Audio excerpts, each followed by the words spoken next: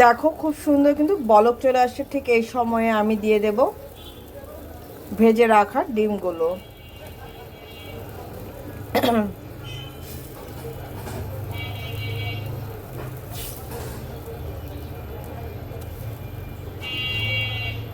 দিয়ে দিলাম ডিমগুলো। এখন একটু হালকা জাল করব। কয়েক মিনিট জাল হয়ে যাওয়ার পরে দিয়ে দেব এর মধ্যে গরম মশলা বাটা। গরম মশলাটা বাটাটা দেওয়ার পর আর খুব বেশি জাল করার দরকার নেই, 2 থেকে 3 মিনিট জাল করলে এনাফ। তো চলো 2-3 মিনিট পর তোমাদের সাথে শেয়ার করছি। আমার ডিমের ঝোলটা হয়ে গেছে, এখন এটাকে নামাবো। নামানোর পর ফাইনাল লুকটা শেয়ার করব তোমাদের সাথে। ঠিক আছে, তো চলো এটাকে নামাই।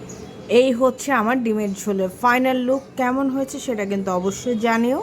ঠিক আছে, তো আজকের জন্য এ পর্যন্ত। সবাই ভালো থেকো, সুস্থ থেকো, আমার জন্য আশীর্বাদ করো। আমি যেন ভালো থেকে সুস্থ থেকে তোমাদের জন্য নিত্য নতুন ভিডিও আনতে পারি। আর পুরো ভিডিওটা দেখো। পুরো ভিডিওটা দেখার পরে যদি ভালো লেগে থাকে তাহলে তোমাদের ফ্রেন্ডস সার্কেল, আত্মীয় স্বজনের মধ্যে কিন্তু শেয়ার করতে ভুলো না please. It's my humble request তোমাদের কাছে। প্লিজ প্লিজ প্লিজ, যারা সাবস্ক্রাইব করো প্লিজ সাবস্ক্রাইব করে দিও প্লিজ।